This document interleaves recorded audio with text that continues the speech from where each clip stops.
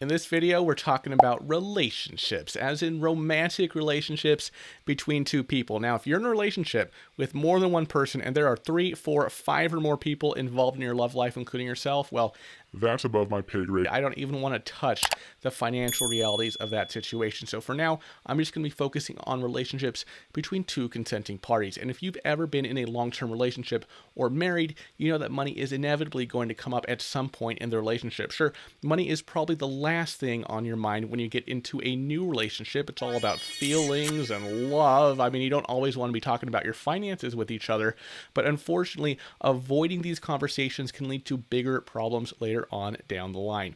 Every couple has their own way of approaching money. For example, my wife and I have a joint bank account. Others do fine with separate accounts, right? Whatever works for you. But it is important to be open and honest about your money and make sure that communication is going in both directions. And I know some of you, if you're married, you might have questions about, joint accounts compared to having separate accounts. I'm not going to have time to talk specifically about joint versus separate accounts right now in this video. I do plan to cover that in more detail in a future video, but the thing to keep in mind is that it's actually really easy to fall into unfair or one-sided financial arrangements in a relationship. You might not even recognize what's going on, or you might think that that's just how relationships go.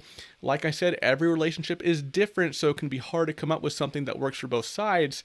There are going to be challenges, there might even be arguments, but there's a difference between having those discussions, as hard as they may be, and existing in a toxic relationship financially. So in this video, I want to talk about 6 red flags to look out for if you think there's a chance that you're in a financially toxic relationship. But first, a word from our sponsor, which is me. My name is Logan Alec. I am a CPA specializing in tax relief and tax resolution. If you or someone you know owes the IRS $10,000 or more, please check out the information in the description below about how you can get in touch with me about that.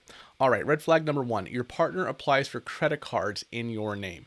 This is a massive red flag. Your partner might as well be walking around your house with a red flag draped around them. But unfortunately, identity theft between partners is more common than you might think. Now, just to be clear, opening a credit card in someone else's name is always illegal. And it doesn't matter whether that someone else is your parent, your child, your spouse, whoever. On top of that, the fact that it puts you in a position where your partner is making financial decisions for you, and that's bad on its own, but having someone else use your name for a credit card can put your credit in a very risky situation. If your partner gets access to those cards, they can use them to spend money in your name, which means that you'll be taking on the debt, the financial risk, and the risk to your credit if they max out those cards, or if you don't have the money to pay them off. So because this is a legal issue, because it's more than just a typical red flag or something like that, you're going to want to take action very quickly if you ever find out that this is going on. You need to discuss this with them ASAP. You may want to freeze your credit.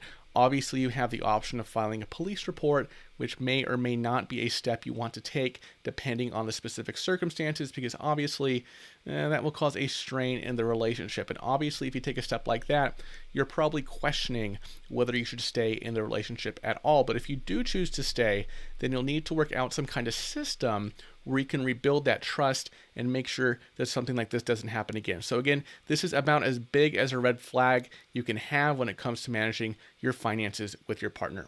Red flag number 2, you consistently avoid talking about money. Now, like I said before, I know you probably don't want to be talking with your partner about money all the time, and that's fair. But if you let that feeling go too far, then you can get to a point where you never have any conversations about money at all. And if you feel like your partner isn't willing to talk about money, or they tend to push the conversation back on you and close up themselves, that can be a sign that your financial situation as a couple isn't as healthy as it should be.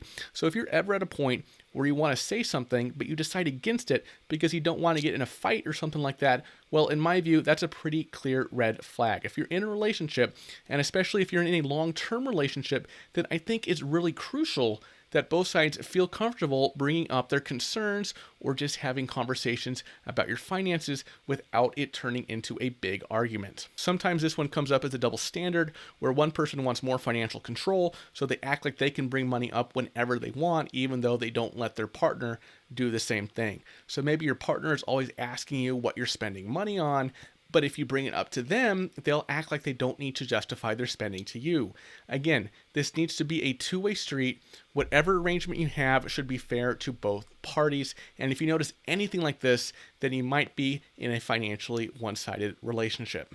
Red flag number 3, your partner sets a budget just for you or gives you an allowance. Budgeting with your partner is great. Maybe you want to manage spending in your joint accounts or you're just trying to save money together. That's all fine. But again, it's important that you have open dialogue and treat each other fairly when you're looking at your budget. So everyone is coming into that conversation from a different perspective.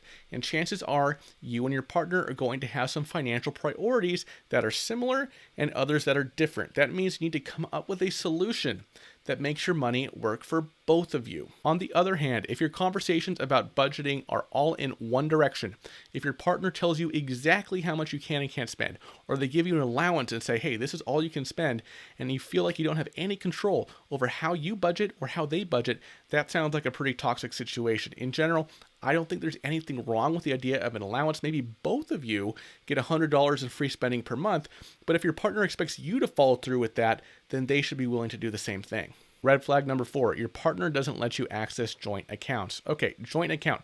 That's pretty clear, right? If it's a joint account, it's there for both of you, which means you both need to have equal access to the account and to the statements. Again, I don't want to say that a joint account is the right arrangement for every couple. I'll be talking about the pros and cons of joint versus separate accounts in another video in the near future. But point is, if you're going to have a joint account, both people in the relationship should be able to check in on that account at any time. So if that's not something you're sure about, if you or your partner don't want to manage your finances together in that way, then maybe you should think about avoiding joint accounts altogether and go with separate accounts. You can totally make it work with separate accounts, and that way you won't have to worry about any conflict or friction developing in the joint account. Now, keep in mind that, as I said, there are downsides to having separate accounts, just like there are potential downsides to having a joint account. So you shouldn't have separate accounts just because you don't want to talk about money with your partner. Again, that would be the red flag I mentioned earlier, the one where you will go with a decision that you're not sure about just to avoid the potential conflicts that could come up if you have to manage a joint account together. So separate accounts might be right for some couples, but they should never be used just because it's easier to avoid arguments that way. And if you do decide to get a joint account together, then you should both have equal control over that account. Red flag number 5, you feel like you always have to explain your spending. When you're a couple, managing your spending needs to involve both of you. So it's not a bad thing to be accountable to each other when it comes to money, but that doesn't mean that you need to feel pressure whenever you spend money. If you feel like you need an excuse to buy things, if you feel like your partner is going to ask why you bought this or why you spent money on that, that probably tells you that you're not in a financially healthy relationship. Again, like anything, this is a balance. Maybe you talk about money once a month or something like that.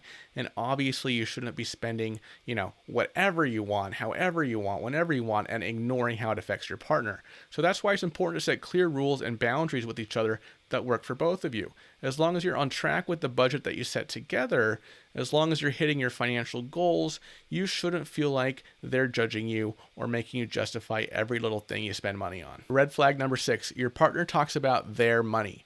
Regardless of whether you have separate or joint accounts, when you're in a committed relationship, your money and assets, at least in some sense, belong to both of you as a couple. If your partner already had a home before you met and now you live there together, yes, they may be the original owner and the legal owner, but they shouldn't hold that over you or use it to get leverage when it comes to talking about money.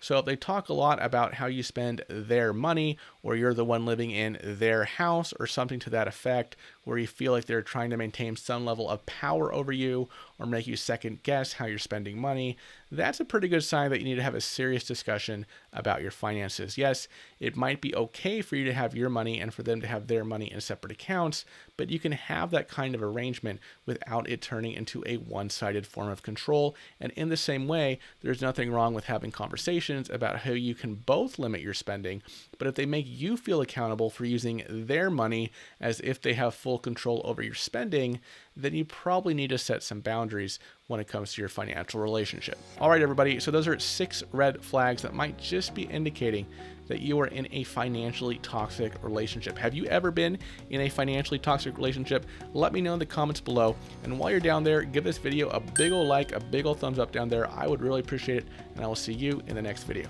Bye-bye.